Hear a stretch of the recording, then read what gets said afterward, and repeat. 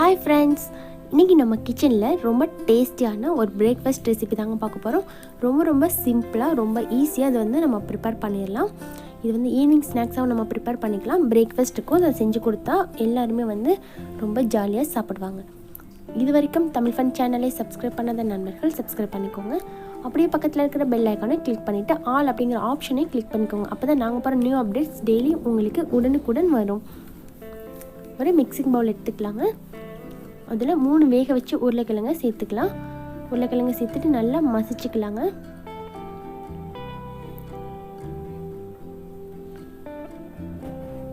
உருளைக்கிழங்கு இது போல் நல்லா மேஷ் பண்ணி எடுத்துக்கோங்க.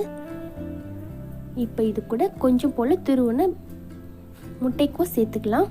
கூடவே கொஞ்சம் போல் துருவின கேரட், அப்புறமா ஒரு பெரிய வெங்காயத்தை நல்லா பொடியாக கட் பண்ணிவிட்டு சேர்த்துக்கோங்க. கொஞ்சம் போல் துருவின பீட்ரூட் சேர்த்துக்கலாம். அப்புறமா பாதி போல் குடமிளகாய் பொடியாக கட் பண்ணது சேர்த்துக்கோங்க. 1 டீஸ்பூன் அளவுக்கு ஜீரகம், 1.5 டீஸ்பூன் அளவுக்கு உப்பு, கூடவே 1/4 டீஸ்பூன் அளவுக்கு பெருங்காயம் சேர்த்துக்கோங்க. 1/2 டீஸ்பூன் அளவுக்கு மிளகுத்தூள் காரத்துக்காக சேர்த்துக்கலாம். சேர்த்துட்டு இதில் 2 கொத்து அளவுக்கு கருவேப்பிலையை நல்லா பொடியாக கட் பண்ணிவிட்டு சேர்த்துக்கோங்க. அப்புறமா ஒரு பிஞ்ச் அளவுக்கு மட்டும் சோடா உப்பு சேர்த்துக்கோங்க. சேர்த்துட்டு இது எல்லாத்தையும் ஒரு தடவை நல்லா மிக்ஸ் பண்ணிக்கோங்க. ரொம்ப ஹெல்த்தியாக இருக்குங்க. வெஜிடபிள்ஸ்லாம் சாப்பிடாத குழந்தைங்களுக்கெல்லாம் இது போல் நம்ம செஞ்சு கொடுத்தோன்னா சாப்பிட்டுருவாங்க. இப்போ இது கூட 1 கப் அளவுக்கு அரிசி மாவு சேர்த்துக்கோங்க. அரிசி மாவை சேர்த்துட்டு நல்லா மிக்ஸ் பண்ணிக்கோங்க.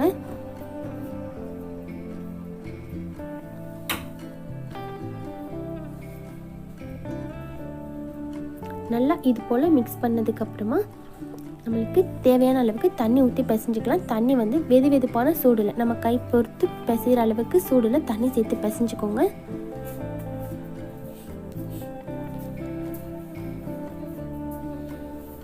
இது போல் நல்லா திக்கான பாதத்தில் பிசைஞ்சு எடுத்து வச்சுக்கோங்க. இது இப்போ ஒரு சின்ன பால் சைஸ் எடுத்துக்கலாம். நம்மளுக்கு தேவையான சைஸில் இதை நம்ம ப்ரிப்பேர் பண்ணிக்கலாம். சின்னதாகவும் செஞ்சுக்கலாம், இல்லை பெருசாக வேணும்னா கூட நீங்கள் பெருசாக ப்ரிப்பேர் பண்ணிக்கலாம். நான் இன்றைக்கி ஒரு கட்லெட் ஷேப்பில் ப்ரிப்பேர் பண்ண போகிறேன். பாருங்கள், இது போல் ப்ரிப்பேர் பண்ணிவிட்டு நம்ம ஆயிலில் ஃப்ரை பண்ணிக்கலாம்.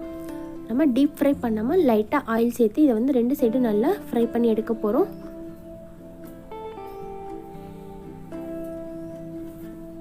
ஒரு டேபிள் ஸ்பூன் அளவுக்கு ஆயில் சேர்த்துக்கோங்க. ஆயில் நல்லா ஹீட் ஆகி வந்ததுக்கப்புறமா நம்ம ப்ரிப்பேர் பண்ணி வச்சுருக்கிறதெல்லாம் சேர்த்துக்கோங்க.